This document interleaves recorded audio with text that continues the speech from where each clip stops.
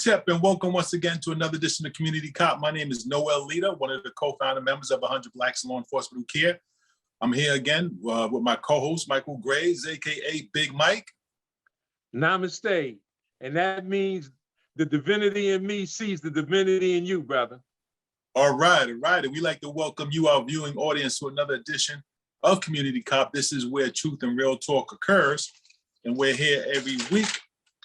Those of you who don't catch the program can watch programs on YouTube, which is posted by our producers every week. Just look up YouTube and Community Cop. We ask that you to subscribe to our channel. And if you have any comments or questions, feel free to state them in the comment section on YouTube. But before we open, I want to just comment something that was kind of peculiar on our program that was last posted on YouTube, where YouTube decided to post a comment that said the following content has been identified by the YouTube community as inappropriate or offensive to some audiences. You know, those viewers who watch the program or even watch that particular program will take note of the fact that there was no profanity, no violence, no nudity, no threat of violence, no disclosure of personal information of individuals, which is normally the definition of YouTube for inappropriate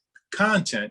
So some viewers were perplexed as to why YouTube would put that, you know, as an opening to our particular program. You know, all we do is share Black truth on our program. And I understand how some might find Black truth to be offensive, but clearly, if you look at the content of that particular program and look at the content of other programs that do post nudity, profanity, violence, threats of violence, you know, ad nauseum, all through. I can show you a million videos on YouTube that has that, which don't have that particular disclaimer that we had on our particular program. So I just took note of it. And Michael, did you want to have any comments on that as well? Yeah, I would just say briefly that I've watched videos with drug dealers talking about, or former drug dealers, I'll say, talking about how much dope they sold, how they came out blasting in this particular incident or that particular incident, how they are gloating and bragging about real serious violence, gun shooting, drug slinging, and all of this other stuff. And yet we were consistent in showing some video footage that you see every day on the news. And none of it was any blood being spilled. It showed you the act in some situations of somebody shooting their weapon, but at no time did you see any blood. And so it wasn't that gore, it wasn't gory at all.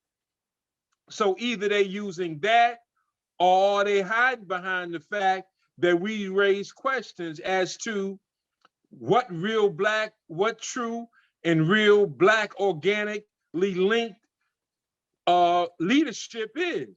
We raise questions about Reverend Alfred Sharpton with respect to, is he a leader? Is the National Action Network truly a civil rights organization? And does it serve our needs, or do it serve the needs of white people and it's a cover?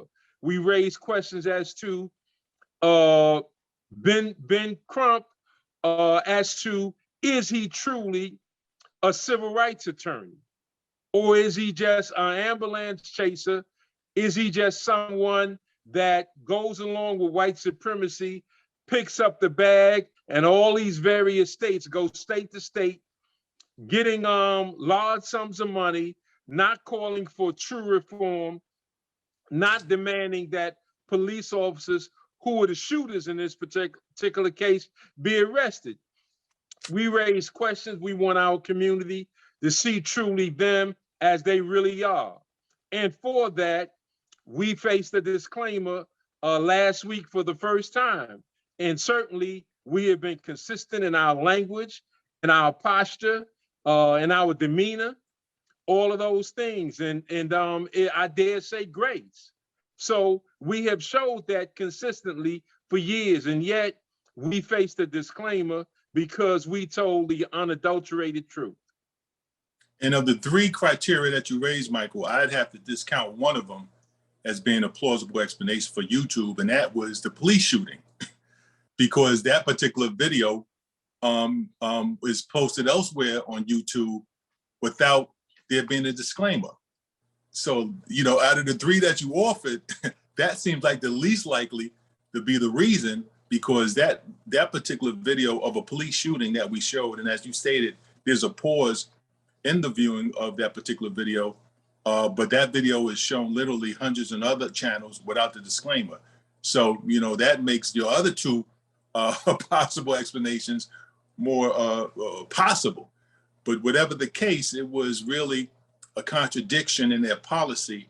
You know, if one would research it and look at our program, you see there really was no other explanation of why there would be a disclaimer on that particular program. I guess we're not allowed to choose our own leaders anymore. They're going to force feed us the way they did in slavery, when we refused to eat their food, and they didn't want us to starve because we were their property. They just force fed us. They would stick something down our mouth and force feed some grits down a tube and force us to eat. So they're forcing us to accept these two that they chose as leaders in the Black community. And we say to that, no. All right. Okay. Well, we'll see if a similar message is posted on this particular program. But for going forward, there's an old story that we want to discuss. Many of our viewers and many history. Excuse me. Oh yeah, I'm sorry. Before I'm sorry, got caught up with that disclaimer. We want to acknowledge Martin Delaney, his birthday on 5/6/1812. Michael, remind our viewing audience about this great hero. Well, certainly one of the greatest we've ever produced here in North America, Martin Robeson Delaney. He was an abolitionist, journalist, soldier, physician. He was a writer. He was truly the father of Black nationalism, inarguably. And he was the first one to say Africa for the Africans. And if I might, I just want to read something briefly, because we had other things we could have brought up, but I wanted to thoroughly give you a picture of who Martin Delaney was. When Martin Delaney was approached in 1857, and he was told that the Dred Scott decision had just passed, which meant everything from the 1850 decision of the Fugitive Slave Law Act, that you had to turn in and you could not be an accomplice to a runaway slave. And when the Dred Scott decision was made with respect to no whites have, no Blacks have any rights that a white person is bound to respect, when that transpired, they asked Martin Delaney what was his opinion of the Dred Scott decision. And I'll give you the short version of what he said. He said, "Sir, my house is my castle. If any man approaches that house in search of a slave, I care not who he may be, whether constable or sheriff, magistrate, or even a judge of the Supreme Court. If he crosses the threshold of my door and I do not lay him a lifeless corpse at my feet, I hope the grave may refuse my body a resting place, and a righteous heaven my spirit a home. He cannot enter my house, and we both live." So he's telling you straight up, 1857, long before the Civil War, slavery was in full effect, that any runaway African slave is welcome in my house. If you're running away, come to my house. And if any white man, he said, I don't care what station of life they have. He said, whether a judge, Supreme Court, or if you a sheriff, a constable, he said, I don't care who you are. If you just ask me about any Black man, he said, if I don't kill you on the spot, he said, may heaven refuse me a resting place. Now, you can't get any Blacker than that. Now, Michael, You know, that was a very strong statement to make. And you said in 1857? 1857. You know, that was a time in America when the outright murder of any Black man, woman, or child could be done on the spot without an investigation, not even a phony investigation that we have today, or even an arrest. So I have to ask you, Michael, when you know, that statement you just read for that time period to be stated by a Black man, I mean, was this, I believe you that he said it, but was this in the confines of maybe like a small group, and maybe he said it in his house where it was just two? He said it, and this went all over the country. This was being said by a Harvard-trained physician who later joined the Civil War in 1861. 4 years later, as soon as the war started, he said, "I'm gonna get mine," and he joined the Civil War as a captain. Came in with rank. They knew who he was and they knew what he was about. He called himself the blackest man in America, and even Frederick Douglass. Frederick Douglass was once asked who was the preeminent leader of that day. He was asked, "What is the difference between you and Martin Delaney?" And do you know what he said, Noel? What did he say? He said, "I'm proud to be a man." He said, "But Martin Delaney is proud to be a Black man." Wow, that's powerful. And just something on the subject, truth be told, I'm indebted to the irritated genie, Io Kamanthi, because this past summer, he gave me the Martin Delaney Award. At the same time, when he gave Darren Muhammad the Steve Coakley Award, I felt I got the best award that day because I got the Martin Delaney Award. So love the irritated genie for you giving me that. That was the best gift that one could even have, to be given an award in the name of Martin Delaney. Word. And, you know, it's well-deserved because, and the reason why I asked the question, it was a rhetorical question, of course, because for Martin Delaney to make that statement and for that statement to be published nationwide, and for him not to be in fear of retaliation, shows the heart and the courage that that man had. So when you receive that particular award, those who may not know the history of Michael Graves, he manifests that same heart and courage that Delaney manifests. So it was only suiting that you received that award. So big kudos. And I thank you, and certainly people like you, Vernon and Julian and others, all contributed to my understanding and to my courage. Right. Okay. All right, moving forward now. Some old business. Those of you in our viewing audience, we remember the incident that happened in January 6th when the riot at the U.S. Capitol. Well, recently, New York City police officer, Thomas Webster, was convicted for his participation in that particular riot. He was caught on film assaulting police officers. Michael, talk a little bit about his conviction. Yeah, well, Webster, what he did was he was caught on film. You know, there were several police officers from various police departments all over the country who participated in the January 6th insurrection. He was one of them. Now, when he attacked the police officer, the Capitol police officer, he called him, as a matter of fact, the police officer's name was Rathbun. He called him a communist MF and attacked him with a metal pole with his Marine Corps flag on it. He was a former Marine, and he used that metal pole with the Marine Corps flag on it and attacked the officer, hitting him several times. And he pushed the officer down and tried to take off his gas mask. So the video footage shows all of that. And he tried to defend himself in court by saying that it was the rogue cop that he was applying self-defense towards, but the video clearly showed that he attacked him, called him a communist MF, and just tried to take the officer out. And unfortunately, he only got like 4 months, 4 to 6 months that he's gonna do jail time for.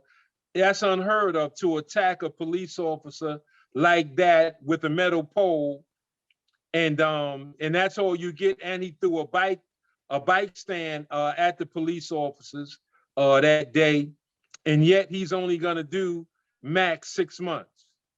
Mm. And many critics of the federal prosecutors who are prosecuting individuals who were caught on film, forcing themselves into the Capitol building while they were in session, who attempted to thwart an election. When you add all of this to what occurred, and then the assault of a police officer, you had a few individuals who were killed that particular day. You know, some people find it contradictory that there's minimal sentences being given out to people caught on film who are not even debatable whether or not they broke the law.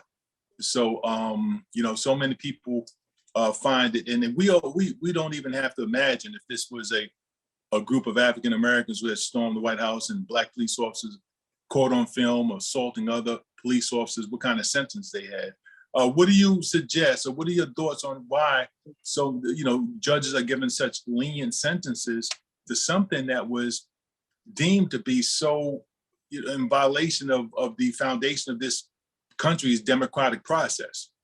I think it's twofold. On the one hand, you have a whole lot of federal judges who were appointed by past Republican administrations. So their heart and soul is with the Republican Party. And then you have Democrats who are judges also, but at the same time, this was white supremacy. So their leanings are towards white supremacy also, so they don't have a major problem with what happened. And so they're just trying to put this behind themselves. And so when they see these white, whether it was cops, former military people, and the like, they see themselves.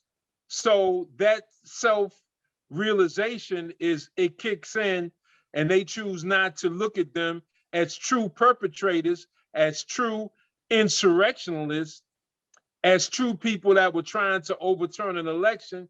And I'm glad you mentioned the fact that a police officer was killed that day. Well, another one died later, but the one who was killed that day, they have refused to bring murder charges against anyone. They brought assault charges against several individuals who assaulted that police officer, but none of them got murder charges. Now, murder is murder, assault is assault, and they are totally different. And in this particular case, they didn't get charged. So my question is, how is that and why? Well, as you stated earlier, out of simple from some of these judges, there's also white skin privilege that a lot of these individuals are receiving. And whatever the reason is, it's definitely a contradiction in the eyes of some individuals as it relates to this criminal system of injustice. Let me ask you a question, Noel. Have you ever seen a scenario where you seen cops begging for their lives? You tell me, you saw a police officer in the middle of a door, his vertebrae was being pressed. He was begging for his life, screaming. You saw a police officer dragged out into the crowd, and they took his weapon, and he begged, please don't shoot me. Please don't shoot me. I got kids at home. When have you ever seen an out of control scenario where police officers were begging for their lives? Mm-hmm. How can you be light-handed in a situation where you saw cops begging civilians, please don't kill me, I got kids at home? Exactly. And when you look at the feedback from the public, be it the PBA, which is a union, be it the FOP, which is the National Union for Police Officers, when you look at whether it be Republicans or Democratic senators or Congress people, you don't see any outrage over these sentences. I mean, they barely make headlines. No commentary whatsoever. And we know, as I stated, there was a group of African Americans who had stormed the Capitol building to, attempt to overturn the election. The response would be totally different. It's racism, white supremacy, which is the norm in the criminal justice system, as it is in every other system or institution in this country. I mean, as I stated, have you heard any complaints from the Fraternal Order of the Police? Have you heard any complaints from any of these large police unions, the PBA? Clearly there's some sympathy to the rioters, to these individuals or insurrectionists who engaged in this particular riot on this particular date. And it's just the epitome of hypocrisy that exists in this country that we see over and over again. Well, you know what would have happened if that crowd had been primarily Black. The Capitol police officers would have opened up with deadly physical force. Yeah. Definitely. They would not have hesitated. They would have used deadly physical force to put down that assault. And the American public, the Fraternal Order of Police, the PBA, the Congress, the Senate would all applaud it and said it was justified under the circumstances. Absolutely. The mere fact that, our community, be it, politicians or so-called leaders, just go along with this dual system of injustice that exists in this country, it's just so crazy to me. I mean, you don't hear a peep from anyone, But okay, let's move on to our next story. The program, our last posted program, we'll see that we did talk about the Stockton police officer murder of Tracy Gator. We talked about the Michigan police officer and the murder of Patrick Loyola. Loyola. I had a problem with that name when we did the program. Well, today we want to talk about another police shooting that happened recently in Oklahoma, where police was arrested and charged with first-degree manslaughter for the shooting death of a brother named Quadri Saunders. And this is after he came out with his hands up and the officers opened up and shot him 4 times. And then as he laid on the ground in an attempt to get up and put his hands up again, they shot him 7 more times. He ultimately was killed. Now, all of this was captured on video. The officers were arrested and charged with first-degree manslaughter. I thought it should have been murder, as these officers at no time did they see a gun, at no time, because they didn't see a gun because he didn't have a gun, and at no time did he present a threat of deadly injury or death or serious physical injury. So the officers were clearly unjustified. And we ought not applaud that the officers were arrested and charged with first-degree manslaughter. We want to make certain that these officers are convicted, that they're appropriately sentenced. And now, Michael, as you said on another program, we have to make sure that they go to the proper facility. Applaud the arrest. We applaud the prosecution, but we want a conviction. We want a sentencing, and we want these individuals to spend many years in the appropriate correctional facility.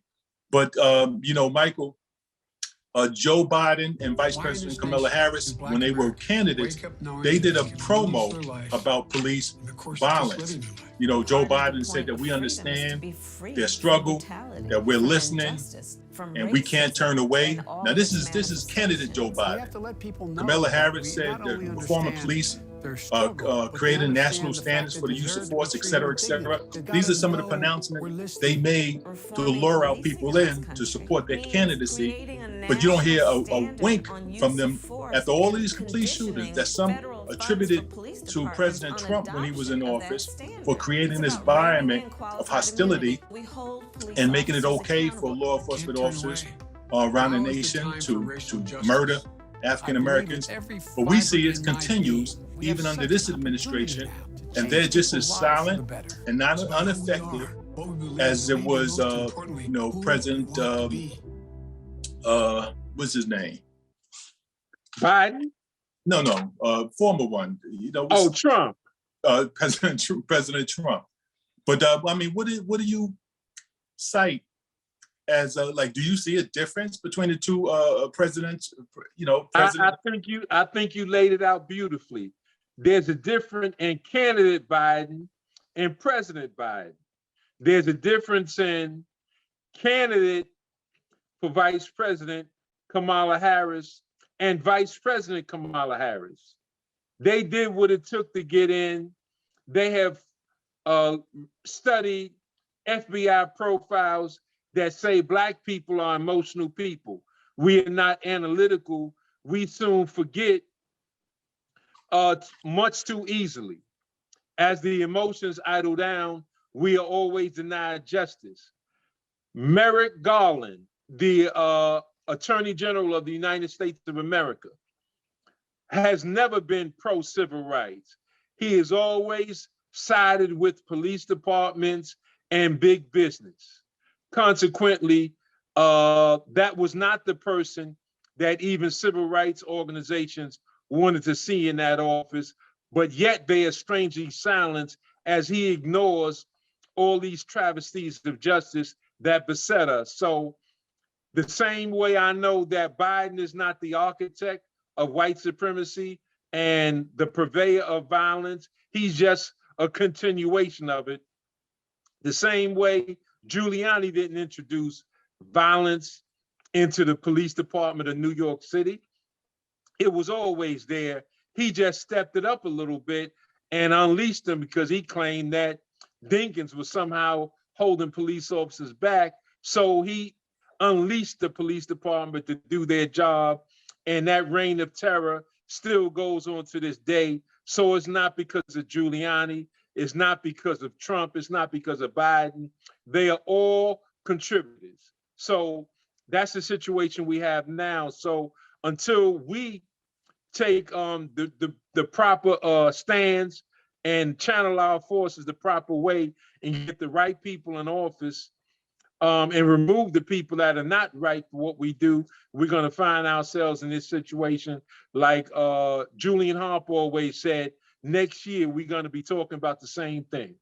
Right, okay. And now people can't always fall for the okie doke. I'm one to believe that it's impossible for anybody who has any sincerity of enforcing African Americans' rights in this country to ever, be successful in this political system. So many of our politicians, they're not trying to change the system. I mean, all of us acknowledge that the system is racist, white supremacist, it's unfair, and I don't care what system we talk about, whether it's education, entertainment, employment, labor, law, politics, race, religion, or sex. These systems in America are entrenched and founded on white supremacy, racism. And you can't improve that or refine it, you have to change it. And most politicians who run for political office, be they Black or white, and especially the Black ones, they're not talking about change. They don't want change. They're not talking about change in the system. So it's not unfair that it's not racist, infused with white supremacy, where white skin privilege is the, law of the land. They're just talking about putting a bow on a pig, and that's highly unfortunate. As you stated, whether it's Donald Trump or Joe Biden, things remain the same. And I think we put too much energy in these two political systems, be it Democrat or Republican. And, if anybody was to look today and tell me what's the difference between Trump being in office and Biden being in office, other than cosmetic differences, there really, in my humble opinion, there is no real difference. That's correct. One just speaks nicer than the other. Right, okay. We move on to our next topic. Tucker Carlson, some may know he's a correspondent. He made a statement, Michael, recently that African Americans not being pulled over by police officers is responsible for some crimes that are now being committed on the highways. Yeah, he's saying that the death rates of Blacks are going up on highways because it's a fear of police officers to arrest them and to cite them for traffic violations. Now, when you make a statement like that, you should have at least the data to prove that. Are Blacks dying more on highways more than at any other time? And then once you can establish that, then you got to go into why as to what vehicles are we driving, what highways are we on that's creating a high rate of deaths. Now, if you can get through all of that process, then you can establish The facts are, if police officers are being handcuffed by the authorities, who are these authorities and what was said? Was it verbal? Was it in a teletype memo format? Was it any new laws that were put together? Now, if it's not the Department of Justice and it's not individual governors, if it's not individual mayors, then who said it? Who told police officers not to cite Black motorists on highways or while they're driving? Where did this come from? What police departments can come forward and say they have been told? Now, they might have been told to stop racial profiling. They might have been told, stop this excessive use of force. They might have been told, reel back on deadly physical force. But it's nowhere where they have been told, stop citing Black motorists for traffic violations. And if so, please produce the names and when this was done. Well, Mike, I mean, you of course, you know that that's a ridiculous comment, not founded on facts, you know, because I'm pretty sure he never cited any references, any quotations or comments. You know, that's just simply one of the proponents of white supremacy, where as a white person, you can make a comment on racial lines that is totally ridiculous, not founded in truth.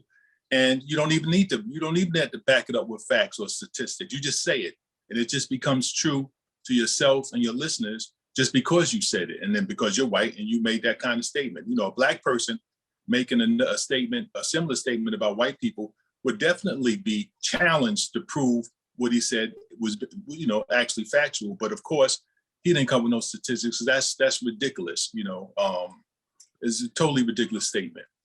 I think he said that because of the person you just mentioned, Patrick Loyola. That was a traffic stop. You know, Sandra Bland was a traffic stop. Michael Brown was walking while Black. Laquan McDonald walking while Black.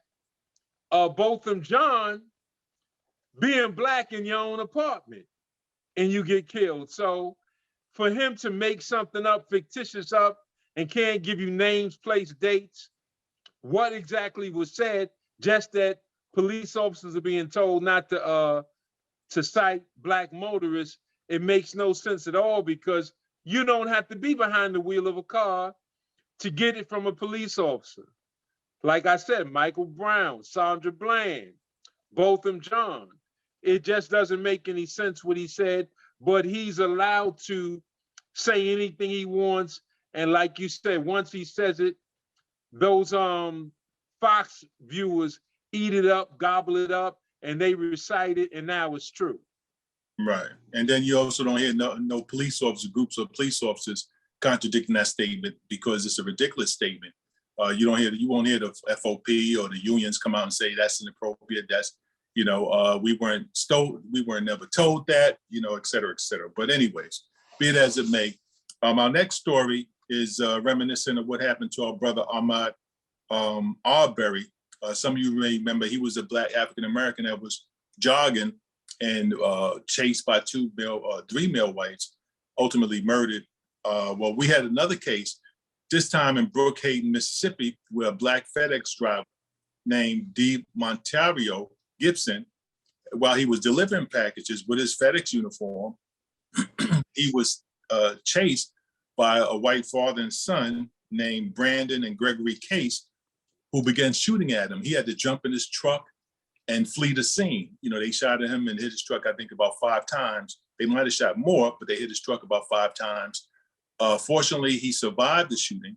And when he went to the precinct to report it, just as in the Ahmaud Arbery case, they didn't follow up. They didn't take a complaint. They basically asked him what was he doing in the neighborhood, even though he had his truck and his uniform on. He had to go the next day with a representative from FedEx who filed the report. These individuals weren't immediately arrested. There was some questions of whether he was actually fired on. His job actually had to show the packages that had bullet holes in it Fortunately, these two white individuals were ultimately arrested.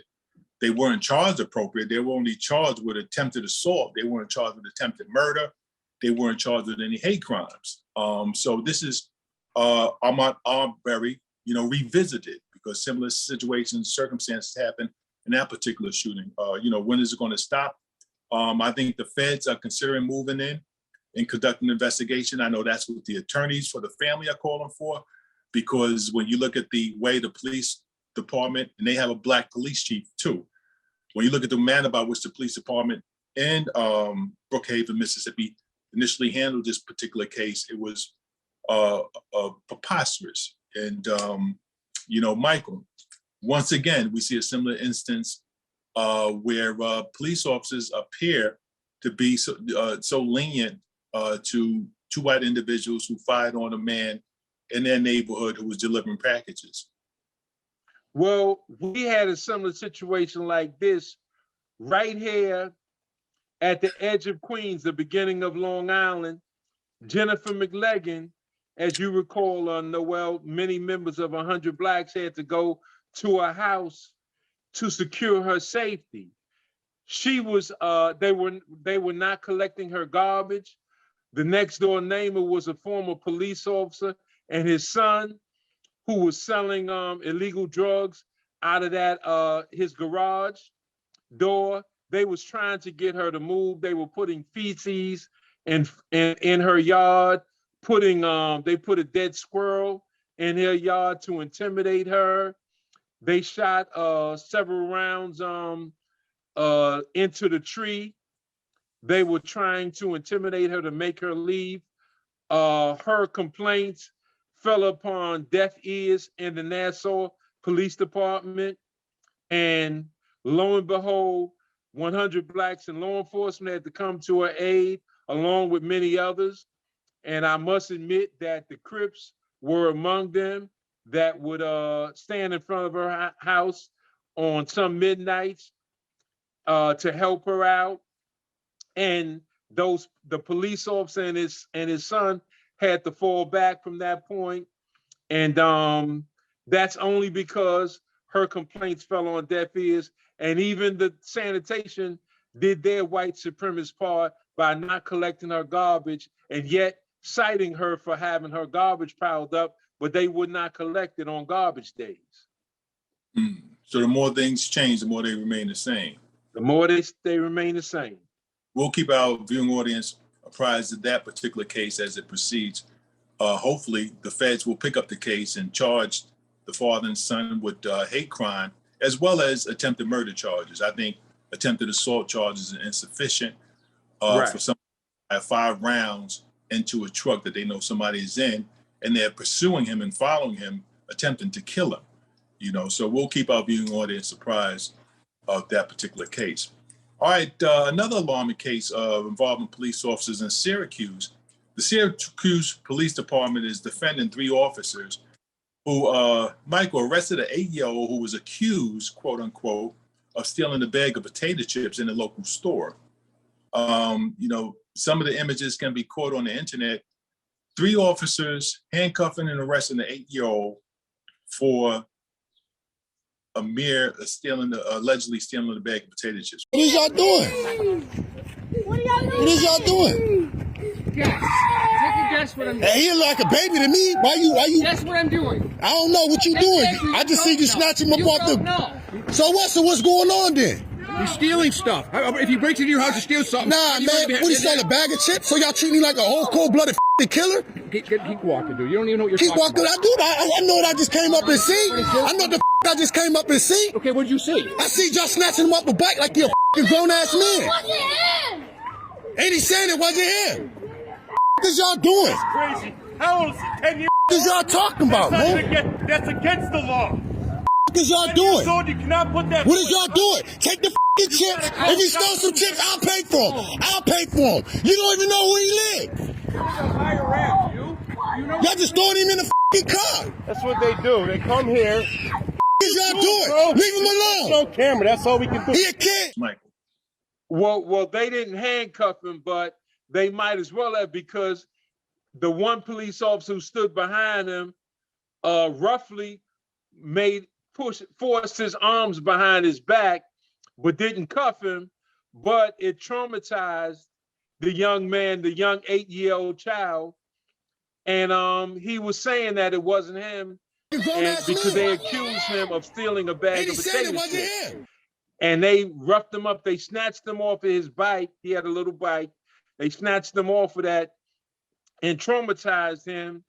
Now, I have to give props the same way in the case where the knee was on the knee was there for 9 minutes on a black man. You had, when this child was being traumatized, you did have a black man step up and say to those police officers, what did the child do? I don't know what you doing. I just see you snatch him up off the. So what? So what's going on then? He's stealing stuff. If he breaks into your house to steal something. Nah, man. What, he stole a bag of chips? So y'all treat me like a whole cold-blooded killer? And they said, well, the child stole something. And they said, well, you ain't got to handle him like that. And they said, well, you got to understand, he stole something, he broke the law. And what if he was robbing your house? Would you feel that way? And he said, man, look, can't you see that's a little child?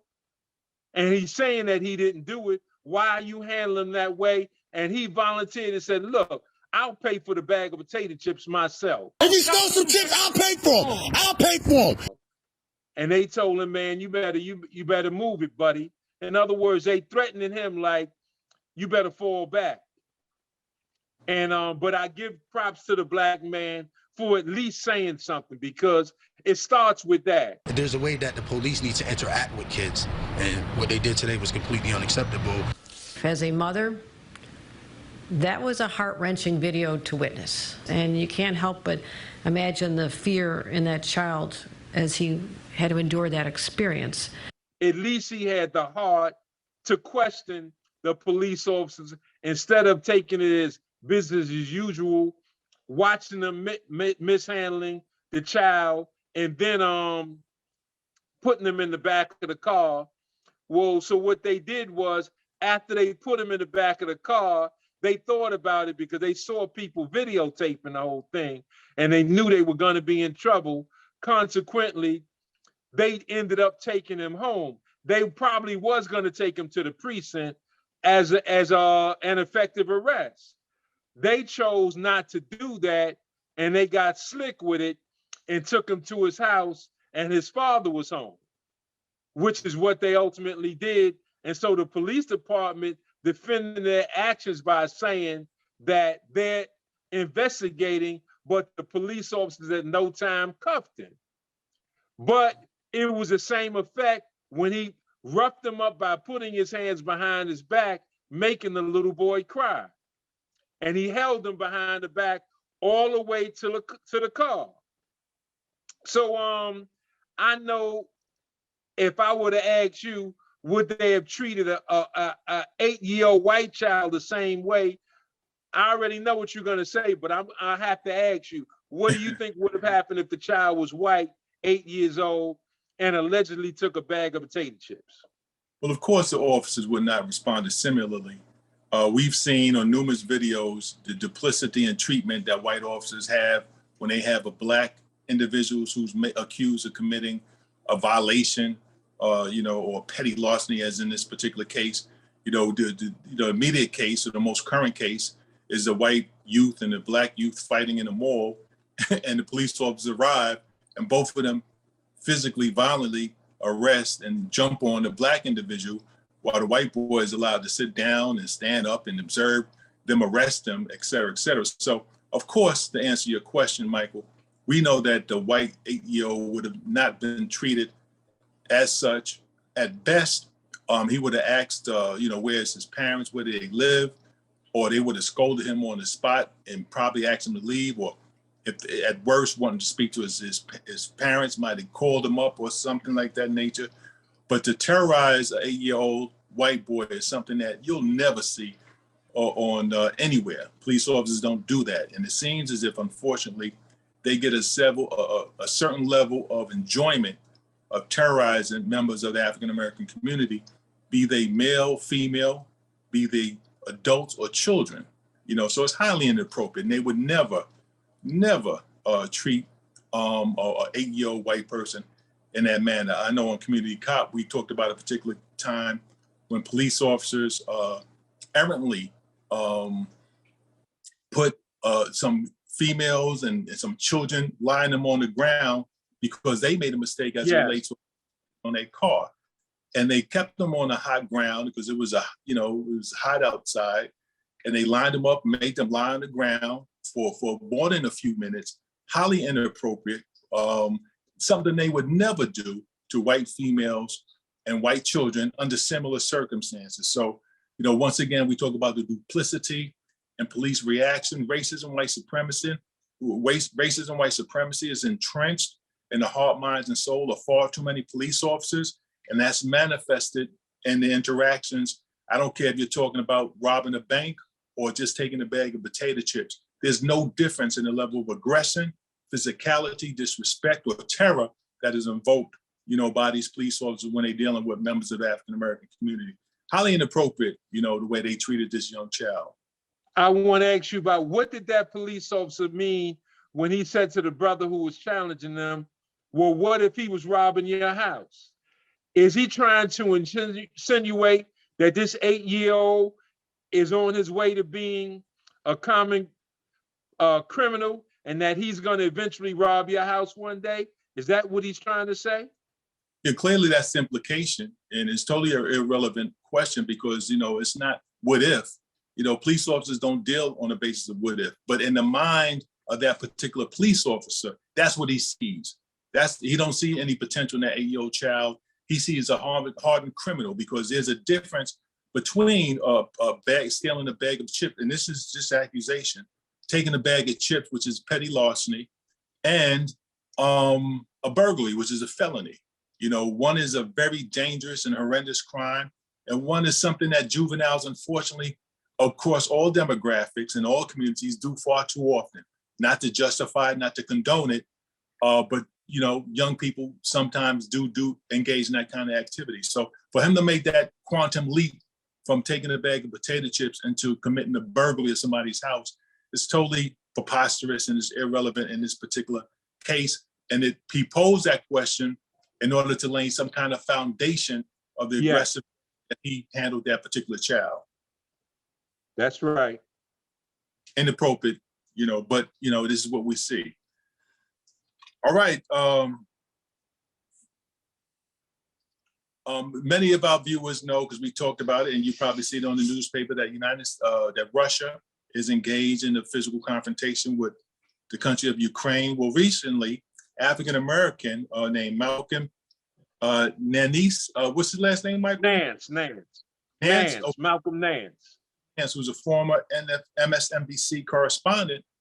This is African-American with no Ukrainian background, no Ukrainian in his family, but he's seen fit to join the Ukrainian forces. He, left his country and decided to pick up arms and side with individuals of Ukraine. Michael, can you sort of explain why he would think that is something that he should engage in? No, I can only tell you the facts. I can't explain why he did this as a Black man, knowing full well he's very extremely intelligent guy you've seen over the years on MSNBC. He's a former naval intelligence operator officer. And, you always got to watch intelligence officers in whatever capacity they are, because they have been vetted. Mm-hmm. And the people who put them in security positions like that know full well what they're dealing with. So he has been vetted. He is going on record saying that he's tired of talking and now he's going to do something about it. And he went on to say basically that he's going to fight the fight with Ukrainians, and that if anybody has anything to say, if he's going to get any effing flack, He said, then tell them to shut the F up. He said, because they're nothing but the word he used to describe anybody that would say anything about him is the female vagina, the P word, the female vagina. He said, then that's what you are. And I didn't think that manhood was based on if you go to fight for another country's in another country's fight, that somehow that makes you a man, because I didn't see him volunteer to go to South Africa when Black people were being killed ad nauseum. I didn't see him go to Ferguson a few years ago, where surrounding police departments, as well as the Ferguson Police Department, had on fatigues and top of the line military equipment, imposing their will on the Black community and killing Black people. Consequently, if he's not going to fight for Ferguson, South Africa, or in Venezuela, you know, with the coup there, or the coup in Haiti, why does he somehow feel that he has to fight for Ukraine? That's an Uncle Tom that's out of his mind. So in other words, he's the negative of Martin Delaney, who we talked about earlier. Martin Delaney made the proclamation that he's willing to die to protect his kith and kin, you know, over being oppressed and exploited. This individual, as opposed to, because there's many fights that we need. There's many defenders our people need, not only in America, but throughout the African diaspora.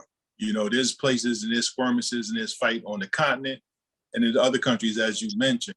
You know, why he would choose to lay his life, to possibly lay his life down for, you know, a foreign people or European people is, you know, a lot of people would question that. You know, I guess, as I stated, Michael, you wouldn't hold him in the same level as a Martin Delaney. Well, look, Martin Delaney made it clear that he didn't say certain, he said any runaway African is welcome in my house. And he said, if a white person just asks about him, just to ask, said, if I don't lay him a lifeless corpse, in other words, if I don't take his life on the spot at my door for just asking that, he said, may heaven refuse me my spirit a resting place. He's telling God, reject me. If I reject any African, reject me. If I don't take the life of a devil that's trying to find out where a runaway slave is, take my life. He said, because he said, we both can't live. Once you ask me that question, he said, one of us gonna die. And he didn't care whether you was a constable, which is another word for a police officer. He didn't care whether you was a judge or on the Supreme Court. He said, I don't care who you are. If I don't lay you a lifeless corpse on the spot, may heaven refuse me a resting place. You can't get blacker than that. And this is in protection of his kith and kin. In protection of kith and kin. Right. All right. Well, you know, time will tell. I don't wish Will ill to anybody.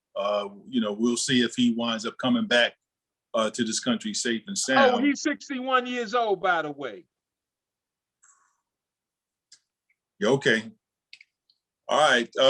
There's a story, Michael, you know, professor, Stanford, Connecticut professor made no, Stanford, the Harvard of the West, Stanford Law School. Oh, it was in Stanford Law School? Yeah, not Stanford, Connecticut, the Stanford University out there on the West Coast in California. Oh, so this is a professor. He's a professor in the law school. And he made a statement, he's encouraging a Black woman. I mean, I guess he made a pronouncement that Black women should date white men.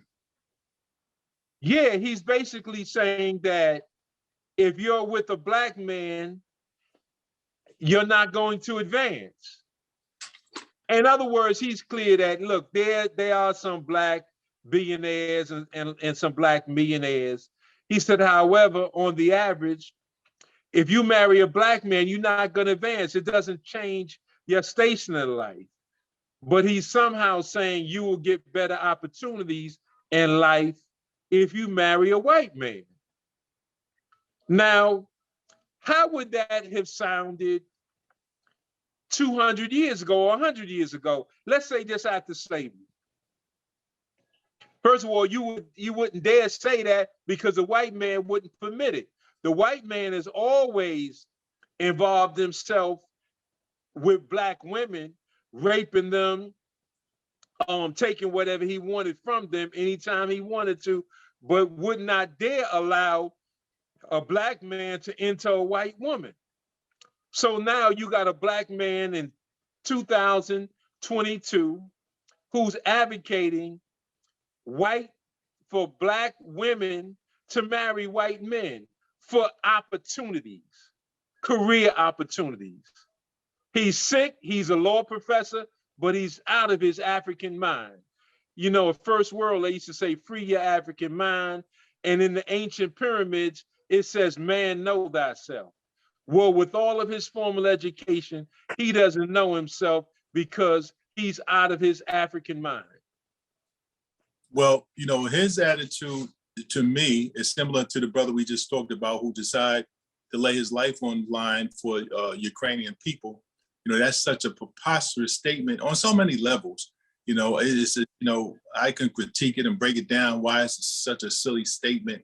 It presupposes so many things as if all white men, you know, are whatever, successful, preposterous, intelligent, you know, et cetera, et cetera. But like I said, it's such a silly statement, but to be made by a professor, you know, one who's, you know, one would assume has achieved certain academic achievements, to make such a silly statement. The statement is so silly. You know, it's you know, it's crazy. You know, and I'm not certain if you know, there are calls for him to be removed for making such a dumb and racist and silly statement or comment. I'm not certain if other faculty members have come out to blast him.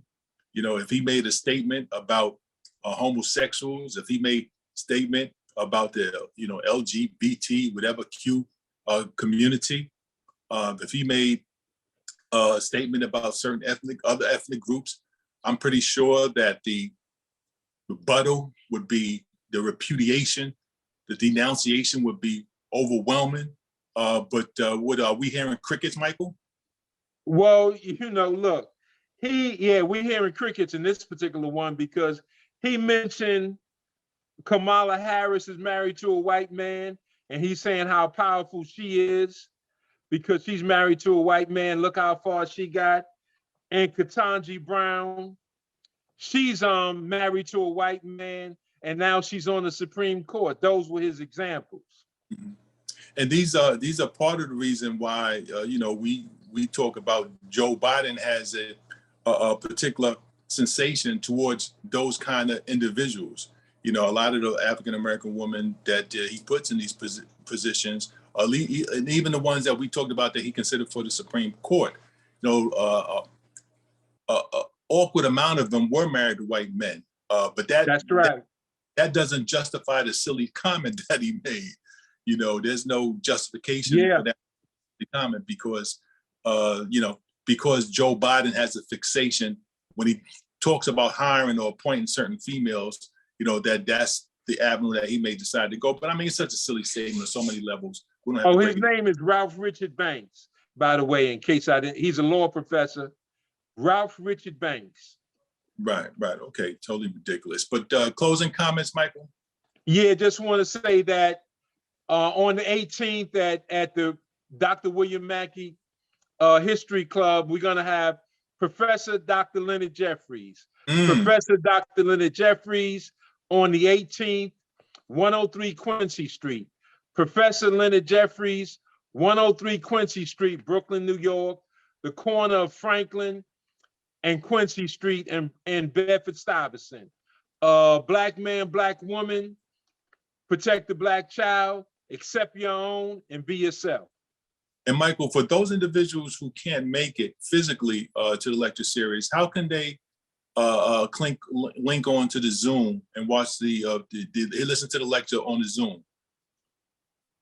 Oh, well, if you contact the William Mackey group, I don't have the number in front of me right now, but if you contact the group, They Facebook, I'll get that information. we'll have it. We'll have the link up when they see this program. We'll have the link up. Right. Okay. We'll have the link up that they could zoom in and see Professor Leonard Jeffries, the great Pan-Africanist, the master teacher, Dr. Leonard Jeffries. Okay. On behalf of Community Cop, we'd like to thank our producers and engineers, Veronica Kitt, Nat Woods, Sheila Berry, and Big D. We'd like to thank you, our viewing audience, for tuning in. We'll see you next Tuesday. Peace.